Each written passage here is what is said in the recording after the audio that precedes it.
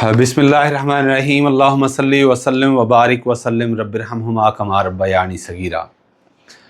Dear students, हमने इस्लाम जिस तरह वेस्ट एशिया सऊदी अरेबिया से होते हुए बसरा, उसके बाद बसरा से आगे कूफा, कूफा से बगदाद किस तरह निकला और बगदाद से फिर ये सेंट्रल एशिया और सेंट्रल एशिया से फिर हिंदुस्तान में कैसे आया, क्रोनोलॉजिकली हम आपसे पहले 2 वीडियोस में डिस्कस कर चुके हैं। आज एक्सक्लूसिवली ये वीडियो है अब्बासिड पीरियड जो है, अब्बासिड पीरियड को हम पीपीएसटी के पास्ट पेपर्स में और पीपीएससी का जो पेपर सेटर है, एफपीएससी का पेपर सेटर है, वो इसको कहां कहां से टारगेट करता है। ये वीडियो बड़ी इंपॉर्टेंट है, एंड तक देखिएगा। आप पीपीएससी के जो ट्रांसपोर्टेशन अथॉरिटी के अंदर सब इंस्पेक्टर की सीट्स आई हैं, या कोई भी इम्तिहान है आपका, सब इंस्पेक्टर का है, एएसआई का है, पी कैडेट का एग्जाम है, सब के लिए ये जो हमारा सेशन चल रहा है, आप सबको इनवाइट किया जाता है। आप दिए गए नंबर पर रब्ता करके इसमें एनरोल हो सकते हैं। मेरे साथ चलिएगा, आपको ये सारी साइंस समझ आ जाएगी कि ये उमवी पीरियड कब से कैसे शुरू हुआ। जो हमारे 4 कैलिफ्स हैं, हज़रत अबू बकर सिद्दीक रजी अल्लाह तआला अन्हु का जो पीरियड है वो 632 से 634 ईस्वी तक का है। हज़रत उमर रजी अल्लाह तआला अन्हु जो हमारे खलीफा सानी हैं, उनका जो पीरियड है वो 644 तक है, 634 से 644 तक पूरे 10 साल का है। तीसरा हज़रत उस्मान रजी अल्लाह तआला अन्हु का पीरियड है। हज़रत उस्मान रजी अल्लाह तआला अन्हु का जो पीरियड है वो 44 से 56 का है, 644 से 656 ईस्वी तक का है। अब हज़रत उस्मान रजी अल्लाह तआला अन्हु का जो खानदान है वो बनु उमैया का खानदान था। खानदान बनु उमैया आपने याद रखना है। अब जब शहादत होती है उस्मान रजी अल्लाह तआला अन्हु की 656 ईस्वी के अंदर, तो उसके बाद जो 4th कैलिफ है हज़रत अली रजी अल्लाह तआला अन्हु, वो इक़्तिदार में आते हैं, वो खलीफा बनते हैं। 656 से 660 ईस्वी तक उनका पीरियड है। अब उनके दौर में ये खराफात जंगें शुरू होती हैं। जंगे जमल, जंगे सफ़ीन, ये दोनों बड़ी इंपॉर्टेंट जंगें हैं, ये शुरू होती हैं। अब सबसे पहले जंगे जमल, हज़रत अली रज़ी अल्लाह तआला अन्हा का पीरियड है। उस दौर के अंदर हज़रत आयशा रज़ी अल्लाह तआला अन्हा, हज़रत अब्दुल्ला बिन ज़ुबैर, ठीक है, और ज़ुबैर बिन अवाम जो हमारे ये क्या है, इनको अशरा मुबशरा कहते हैं, ये हज़रत आयशा रज़ियल्लाहु ताला अन्हा के साथ थे। सो जंगे जो जमल है 656 ईस्वी में ही होती है। ये बड़ी ऑब्जेक्टिव है, और ये ऑब्जेक्टिव भी आती है ये किस किस के दरमियान होती है। जंगे जमल 656 ईस्वी में ही होती है। ये हज़रत अली रज़ियल्लाहु ताला अन्हु, याद रखिएगा, जो मर्द है, मेल है, उसके साथ अन्हो लगता है, और जो खातून है उनके साथ अन्हा लगता है। सो जंगे जमल हज़रत अली रज़ी अल्लाह ताला अन्हु और हज़रत आयशा रज़ी अल्लाह ताला अन्हु और हज़रत ज़ुबैर वगैरह के दरमियान होती है। यानी हज़रत आयशा रज़ी अल्लाह ताला अन्हा के साथ हज़रत ज़ुबैर वगैरह ये ग्रुप था। हज़रत अली जो है वो क्योंकि खलीफा थे। अब इनके दरमियान जो बुनियादी इख्तलाफ था वो ये था कि ये हज़रत आयशा रज़ी अल्लाह ताला अन्हा और जो दूसरे साहबा अशरा मुबशरा थे, वो उस टाइम ये तकाजा कर रहे थे हज़रत अली रज़ियल्लाहु ताला अन्हु से कि सबसे पहले जो कातिलीन उस्मान हैं, यानी जिन्होंने हज़रत उस्मान रज़ियल्लाहु ताला अन्हु को शहीद किया है, सबसे पहले आप उनका बदला लें, किसास लें। जबकि हज़रत अली रज़ियल्लाहु ताला अन्हु का ये मौक़िफ़ था कि पहले, क्योंकि उस टाइम अफरा तफरी, बेचैनी थी, लॉलेसनेस का सीन बन चुका था, साजिशें थी, तो उन्होंने कहा कि पहले रियासत के अंदर एक नज़्म नस्क पैदा कर लिया जाए। जब नज़्म नस्क पैदा हो जाएगा तो उसके बाद किसास ऑटोमेटिकली हम वो एस्टेब्लिश करेंगे। लेकिन उन्होंने कहा कि नज़्म नस्क पैदा होता है, नहीं होता, अफरा तफरी है, बेचैनी है, रहती है, रहे, लेकिन सबसे पहले हज़रत उस्मान रज़ी अल्लाह ताला अन्हु के जो कातिल हैं उनका सबसे पहले बदला लिया जाए।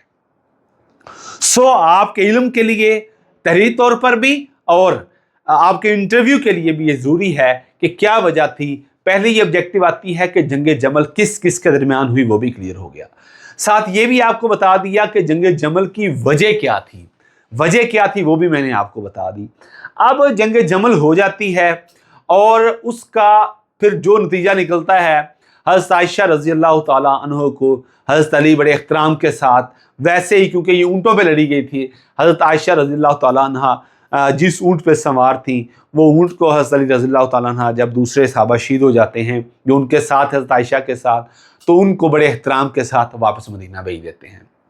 सो ये अलग स्टोरी है, ये एक अलग बाप है, दुख और दर्द की कहानी है।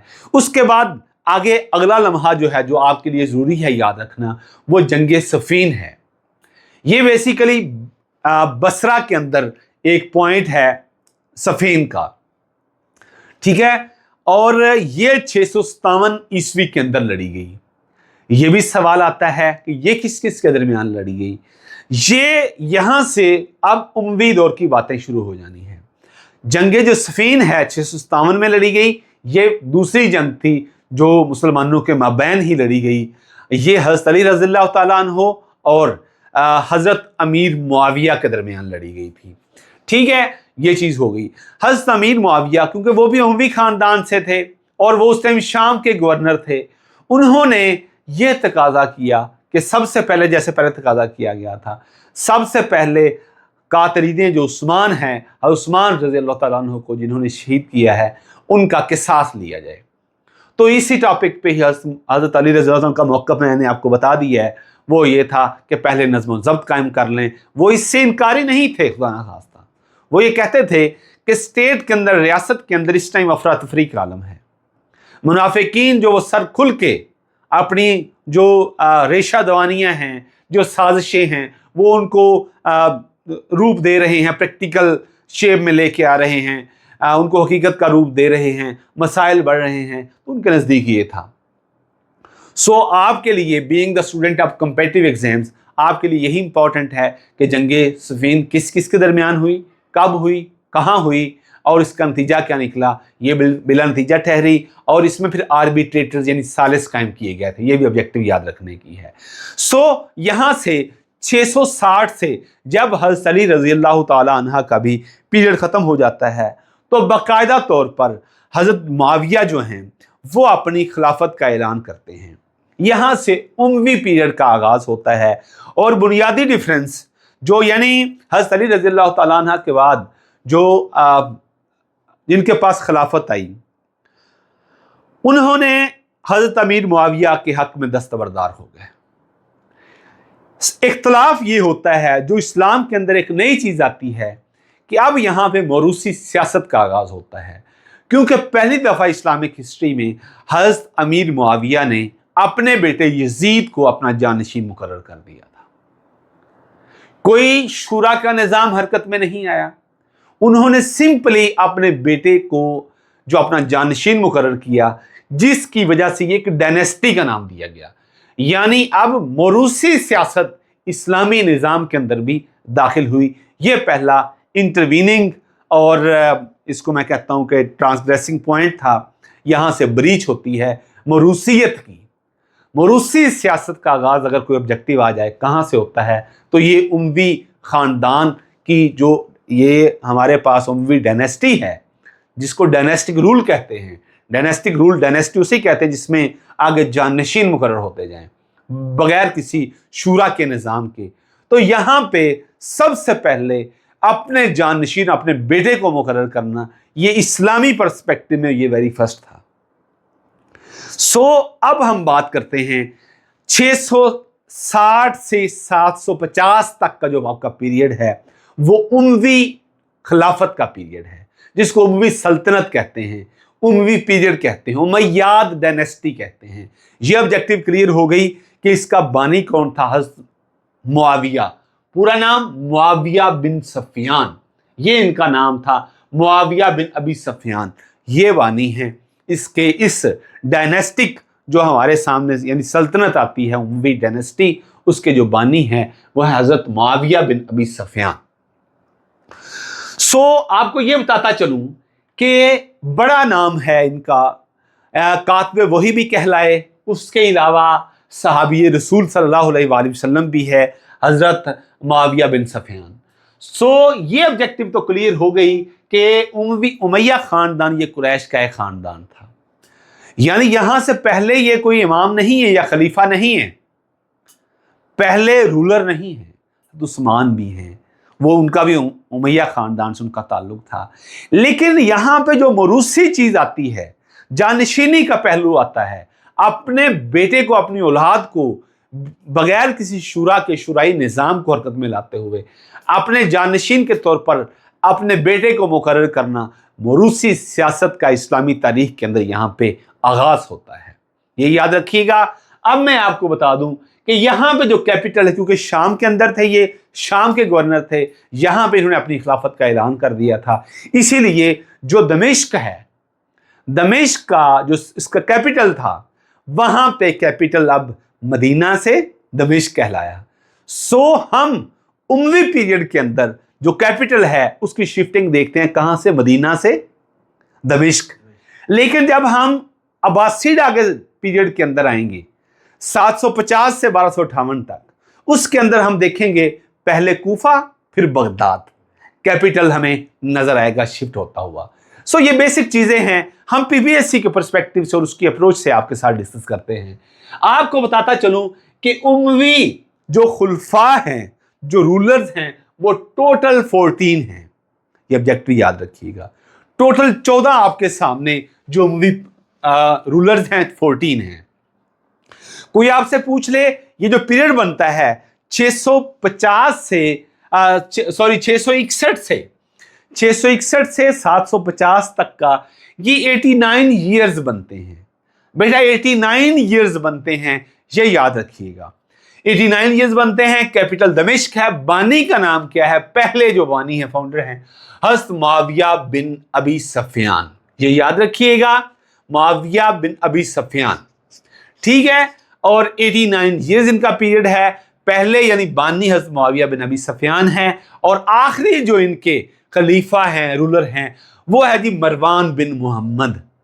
पहले का नाम ही बता दिया और आखिरी का नाम भी बता दिया, मरवान बिन मोहम्मद। इनको मरवान सानी भी कहा जाता है।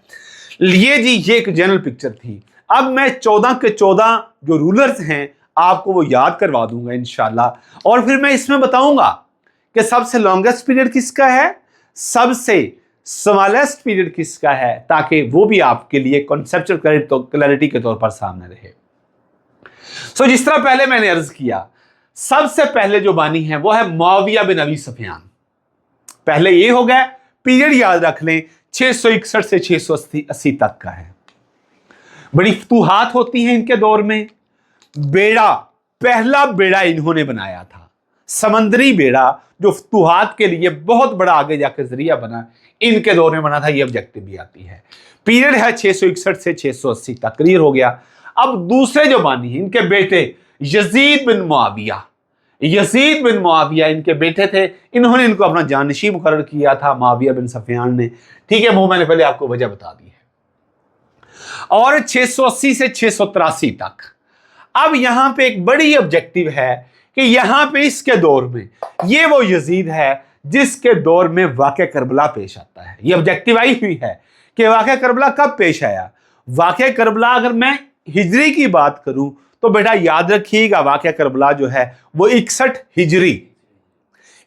हिजरी में पेश आया। और अगर मैं ईस्वी की बात करूं तो बेटा 680 ईस्वी में वाक़या करबला पेश आता है। और ये ऑब्जेक्टिव भी आती है कि उस टाइम कौन सा रूलर था, यजीद बिन मुआविया यह हुक्मरान था जिसके दौर में वाक़या करबला पेश आता है। लो जी, इसका जो 3 साल का पीरियड है और बड़ा जुल्म वाला पीरियड है, ठीक है। अहले बैत के साथ इसने बड़ा जुल्म किया था। अच्छा, तीसरा जो है पीरियड हमारे सामने आता है मुआविया सानी।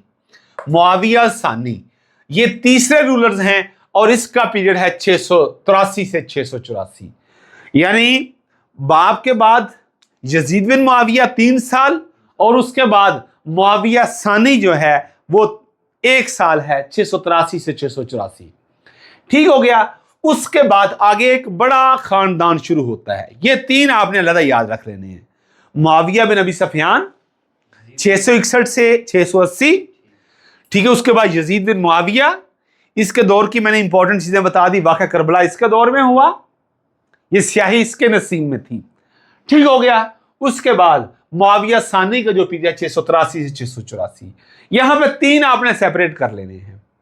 अब आगे एक बड़े खानदान का दौर शुरू होता है जिसको मरवान खानदान बोल लेंगे, मरवानी खानदान आगे आएगा। इसके खुलफा बड़े बड़े नाम आप देखेंगे। यहां पे नाम आता है जी मरवान बिन हकम, ये चौथे खलीफा है मरवान बिन हकम। हकम याद रखना है आपने, मरवान बिन हकम। इनका पीरियड जो है 684 से 685 तक का है। अब इनके बेटे हैं अब्दुल मलिक बिन मरवान। मरवान बिन हकम नाम पहला है, अब ये याद रखिएगा, 3 अलग कर लें। अब ये नया खानदान शुरू होता है, मरवानी खानदान हम इन्हें बोलेंगे, मरवान बिन हकम। पहले 3 याद हो गए, अब आपने मरवान बिन हकम को याद रखना है। ये मरवानी खानदान का आगाज होता है, बड़े बड़े नाम अब इसके बेटे हैं वो आएंगे जी। मरवान पहले तीनों के बाद, अब ये 684 से 1 साल इसका बनता है, मरवान बिन हकम, ठीक है। ये चौथा है और इसका 1 साल 684 से 85। अब इसका बेटा है अब्दुल मलिक बिन मरवान। अब्दुल मलिक बिन मरवान ये 5वां है और इसका पीरियड बनता है 685 से 705 तक।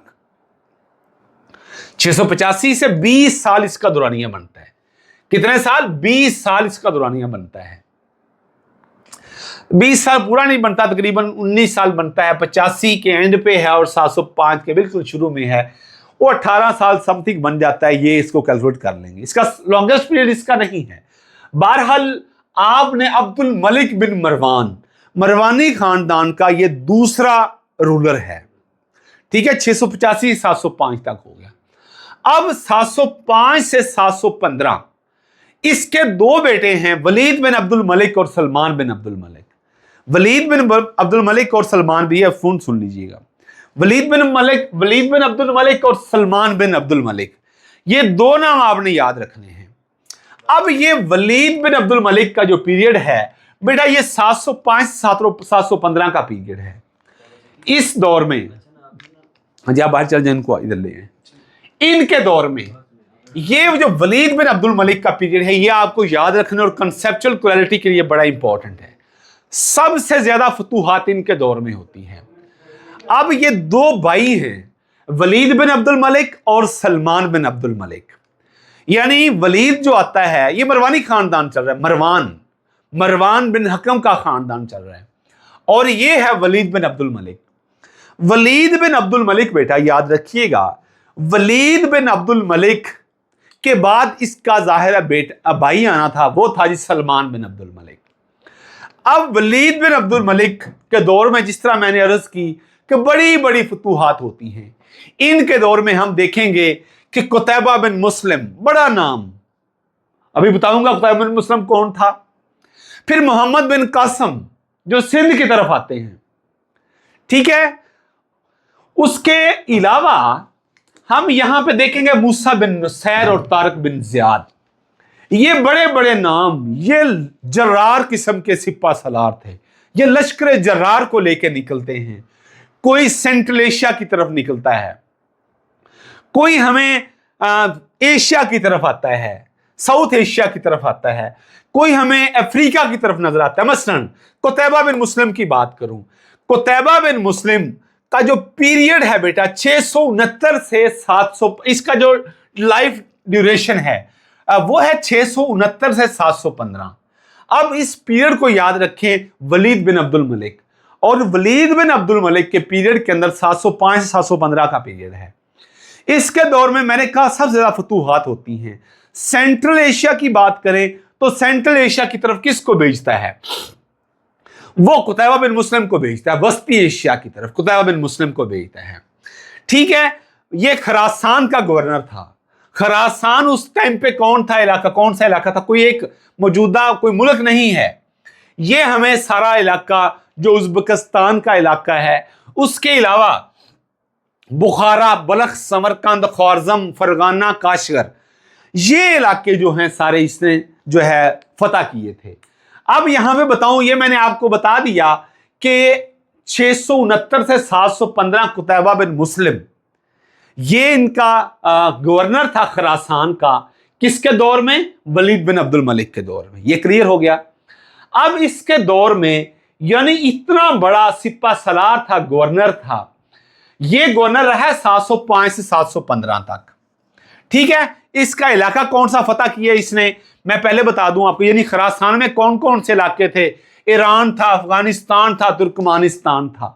अब ये गवर्नर था खुरासान का। कोई पूछ ले आपसे कुतैबा बिन मुस्लिम कब से कब तक ये गवर्नर रहा है खुरासान का, तो याद रखिए 705 715 तक रहा है। 705 से 715 तक रहा है। और बुखारा, बलख, समरकंद, ख्वारज़म, फरगाना, काशगर, ये इलाके थे। इन क्या हाल है? बस सिर्फ 5-7 मिनट तशरीफ रखें। मुबारक हो आपको उम्रे की। अस्सलाम वालेकुम सर, क्लास हो रही है? हाँ जी, बस सिर्फ 10 मिनट में खत्म करता हूँ। अब पानी पिलाओ यार। अब ये इलाके थे, यानी ये वो दौर है। अब बदकिस्मती देखिएगा, यहां पे जिस तरह मैंने आपको बताया, जंगे जमल होती है, जंगे सफीन होती है, हज़रत अली रजी अल्लाह तआला अन्हु और हज़रत आयशा रजी अल्लाह तआला अन्हा के दरमियान। कितना बड़ा एक तारीख बाप है इस्लामिक तारीख का।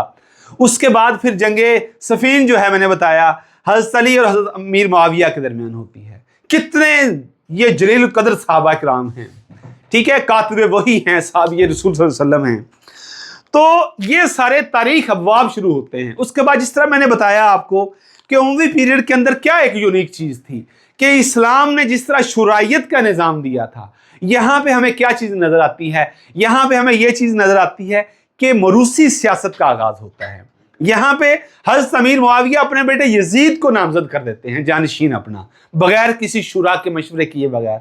सो ये एक ऐसी चीज़ थी जो एक नई चीज़ इस्लामिक हिस्ट्री के अंदर हमें इंटरवीन होती नज़र आती है।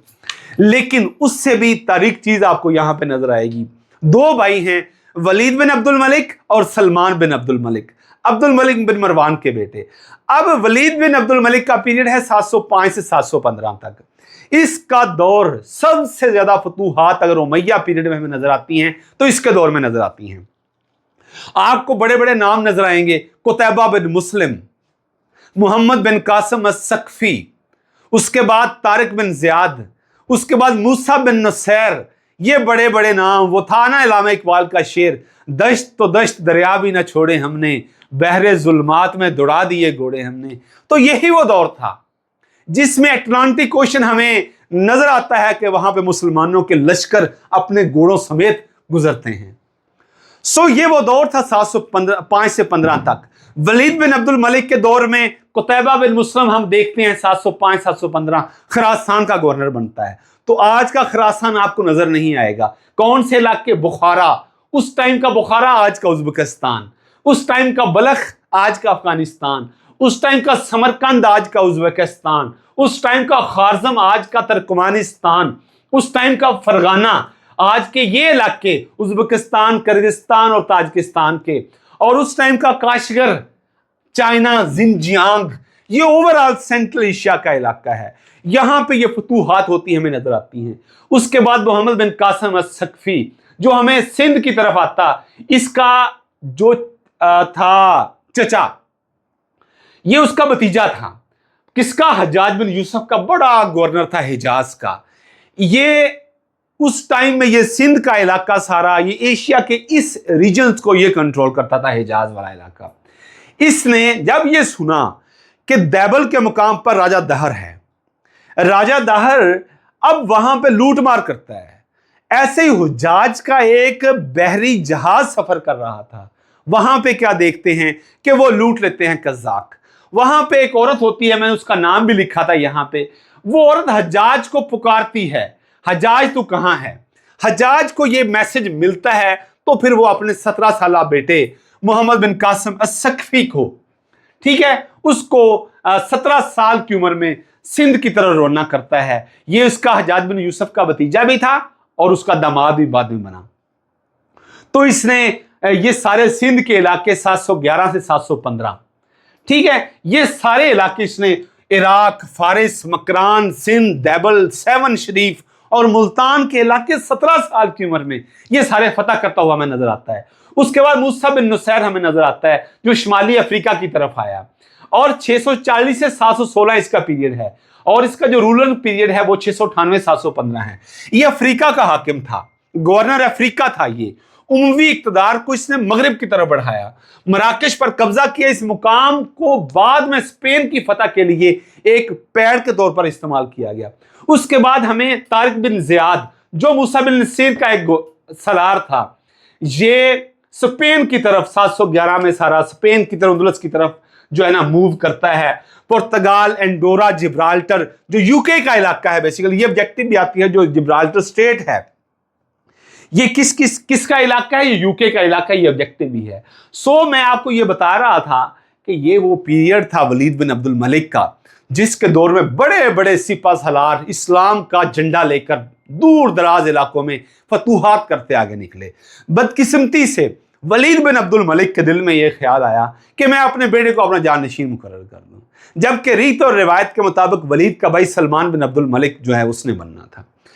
جب سلمان بن عبد الملک کو جب یہ پتا چلا کہ ولید اپنے بیٹے کو اپنا جانشین مقرر کر رہا ہے، تو اس نے پھر ہر اس شخص کو، ہر اس قبیلے کو جو یہ چاہتا تھا کہ ولید کا بیٹا جانشین بنے، اس نے پھر اس کو جہاں جہاں پہ بھی وہ اسلام کا جھنڈا لے کے فتوحات کر رہے تھے اس نے واپس بلایا اور ان کو پابند سلاسل کیا۔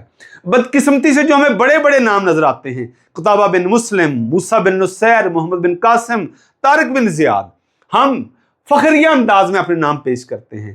اگر ہم ان کا اینڈ دیکھیں کہ اینڈ ان کا کیسے ہوا ہے، یہ اتنی جلدی کیسے پابند سلاسل ہوئے، یہ اس کی بنیادی وجہ تھی سلمان بن عبد الملک، جو ولید بن عبد الملک کو جس نے معزول کیا اور پھر خود آ گیا، کیونکہ اسے یہ پتہ چل گیا تھا سلمان نے یعنی ولید نے مجھے نہیں آنے دینا، وہ اپنے بیٹے کو جانشین مقرر کرے گا۔ اسلام کا اس چیز سے بڑا نقصان ہوا۔ یہ بھی یہاں پہ اسلام کی تاریخ کا ایک بڑا سیاہ باب ہمیں نظر آتا ہے۔ یہ پیریڈ بنتا ہے 715 سے 717 جب سلمان بن عبد الملک آیا، اور ان 2-3 سالوں میں اس نے سارے سپہ سالاروں کو، ہمیں یہاں پہ اینڈ ہوتا نظر آتا ہے۔ سب سے زیادہ فتوحات کس کے دور میں ہوئی؟ ولید بن عبد الملک کے۔ لیکن دماغ میں کیا چیز ہے؟ اپنے بیٹے کو بٹھا دوں، تخت نشین کر دوں۔ تو اسے پتا چلا کہ جانشین کچھ اور بن رہا ہے، تو سلمان نے اس کو ہی معزول کیا اور پھر خود تخت نشین ٹھہرا، اور اس کے جو چاہنے والے تھے ان کو کسی کو افریقہ سے واپس بلایا، کسی کو اندلس سے واپس بلایا، کسی کو اسپین سے بلایا، کسی کو سہون، ملتان، سندھ، دیبل سے واپس بلا کے پابند سلاسل کر دیا۔ محمد بن قاسم کا دیکھ لیں آپ، عراق کے اندر کہیں جیلوں کے اندر سڑ کے اس کی ڈیتھ ہو جاتی۔ یہ بدقسمتی ہے۔ بہرحال اس کے بعد عمر بن عبدالعزیز، سلمان کے بعد عمر بن عبدالعزیز، یہ بیسیکلی چچا ہے، چچے کا بیٹا ہے یہ، یعنی سلمان اور عمر، عبدالعزیز اور عبد الملک دونوں بھائی تھے، مروان کے بیٹے تھے۔ تو پھر عمر بن عبدالعزیز آتے ہیں، یہ 8ویں خلیفہ ہیں، اور ان کا پیریڈ 717 سے 720 تک کا ہے۔ ان کے دور کو 2 سال 5 ماہ کا پیریڈ ہے۔ اس کے دور کو عمر ثانی کا پیریڈ بھی کہا جاتا ہے۔ یہ آبجیکٹو آتی ہے عمر ثانی کسے کہتے ہیں؟ عمر بن عبدالعزیز کو۔ سادگی، عدل، احتساب، تقوی، رعایا کے حقوق کا تحفظ، بیت المال کی اصلاح، اور اس کے بعد یعنی اس کی حفاظت اور احتساب کا جو ہمیں کانسیپٹ نظر آتا ہے، ان کے دور میں ہمیں ریوائیول نظر آتی ہے اسلام کے سارے نظام کے اندر۔ یہ عمر بن عبدالعزیز کا پیریڈ ہے، 8ویں یہ خلیفہ ہے، 717 720 تک کا پیریڈ ہے۔ اس کے بعد یزید بن عبد الملک، وہی دوبارہ پھر وہ سلمان ولید والی پٹی شروع ہوتی ہے۔ یزید بن عبد الملک 9واں ہے، 720 سے 724، پھر حشام بن عبد الملک 10واں، 724 سے 743، پھر ولید بن یزید 744 سے 743، پھر یزید بن ولید 12واں 744، پھر ابراہیم بن ولید 13واں 744۔ یہ آپ کو اینڈ پہ 12 13 14 ایک ہی سال کے اندر آپ کو دیکھیں گے، 744 744، پھر مروان بن محمد یہ 14واں ہے، اور یہ آخری ہے، یہ مروان ثانی بھی کہلایا، اور یہ 6 سال کا پیریڈ بنتا ہے۔ اس نے کوشش تو کی لیکن گرتی دیوار کو یہ سہارا نہ دے سکا اور وہ گر گئی۔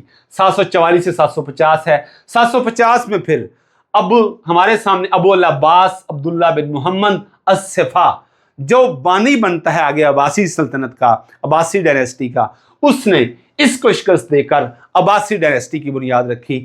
یہ لاسٹ رولر ہے مروان ثانی۔ سو آبجیکٹیو یہ آتی ہے کہ عمر بن عبدالعزیز کا کون سا پیریڈ ہے اور وہ کون سے رولر ہیں۔ میں نے بتا دیا 717 سے 720۔ اس کے بعد میں آپ کو بتاتا چلوں کہ سب سے لمبا پیریڈ ہشام بن عبد الملک کا ہے جو 10ویں ہیں 724 سے 743 تک۔ جو شارٹیسٹ ہے وہ ابراہیم بن ولید کا جو 13واں ہے رولر، اور ان کا 744 کا ہے، تقریباً 7 دن کا مختصر ترین پیریڈ بنتا ہے۔ سو محمد بن قاسم کے حوالے سے، قتیبہ بن مسلم کے حوالے سے، موسیٰ بن نصیر کے حوالے سے، طارق بن زیاد کے حوالے سے، اور پھر سندھ کی حالت زار کے حوالے سے یہ مکمل انفارمیشن کہ کس طرح راجہ دہر سندھ، راجہ رانی سواندی جو تھی اور وزیر راجہ جو چچ تھا اس کے دور میں برہمن دور تھا، رانی بائی آئی، پھر راجہ جندر آیا، اور اس کے علاوہ سارا رول ہوتے ہوتے کس طرح سندھ کے اندر، جس کو باب الاسلام اس لیے کہتے ہیں کہ یہ اس کے راستے یہاں سے ساؤتھ ایشیا میں بن قاسم داخل ہوتا ہے۔ سو میں نے یہ ساری چیزیں آپ کو کس پرسپیکٹیو میں بتائیں؟ پی پی ایس سی کے پرسپیکٹیو میں بتائی ہیں۔ آپ نے کوئی تھیسز نہیں لکھنا، آپ نے کوئی لیکچر نہیں دینا، آپ کو یہ ڈیٹیل اور ذیلی چیزیں بتانے کا مقصد آپ کا کانسیپٹ کلیئرٹی کے ساتھ پینل کے سامنے آپ کھڑے ہوں جہاں پہ انٹرویو دینا ہے، یا پی پی ایس سی کا جب پیپر آپ دینے جائیں تو یہ بیسکس، یہ پاک سٹڈی کی بھی ہیں، یہ اسلامیات کی ہیں۔ پاک سٹڈی کی جب میں نے تیاری کروائی ہے، میں نے آپ کو نبی علیہ السلام کی جو حیات طیبہ ہے ان کا جو پیریڈ ہے 571 سے 632 تک ادھر سے شروع کروایا ہے۔ سو اس کے بعد اگلی ویڈیو میں ڈیٹیل سے آپ کو بتاؤں گا کہ عباسی پیریڈ کس طرح چلتا رہا، بڑے بڑے نام ہارون، مامون، اور اس کے دور میں اسلام اور سائنس نے کیسے ترقی کی، اور اس ٹائم یورپ کے اندر گٹا ٹوپ اندھیرے تھے، تاریکیاں تھیں، پستی تھی اور دلدل تھی، جہالت کی دلدل تھی۔ اس ٹائم مسلمانوں کا اس ٹائم علمی اعتبار سے، تہذیبی اعتبار سے نام تھا۔ وہ تھا نا وہ بات کہ کبھی گھبرا کے چلتی تھی شقاوت کی ہوا تم سے، لیا کرتے تھے سب اہل جہاں در سے وفا تم سے، اور پڑی افتاد اب ایسی کہ ڈھاکہ چھن گیا تم سے۔ سو وہ یہ دور تھا جس دور میں ہم آگے جا کے دیکھیں گے المامون، الرازی، البیرونی، ابن سینا، ابن الحیثم، یہ سارے بڑے بڑے نام جو ہیں یہ مسلمانوں کی ہی ساری پیداوار ہے۔ سو اس طرح ہم تیاری کرواتے ہیں۔ اگر آپ ہمارے سیشن کو جوائن کرنا چاہتے ہیں تو دیے گئے نمبر پر رابطہ کر کے آپ اپنی شرکت کو اس کارواں میں یقینی بنا سکتے ہیں۔ اللہ ہم سب کے لیے آسانیاں پیدا کرے اور آسانیاں تقسیم کرنے کا شرف بخشے۔ 10-15 منٹ کے ہم گیپ دیتے ہیں، اس کے بعد دوبارہ کلاس شروع ہوگی۔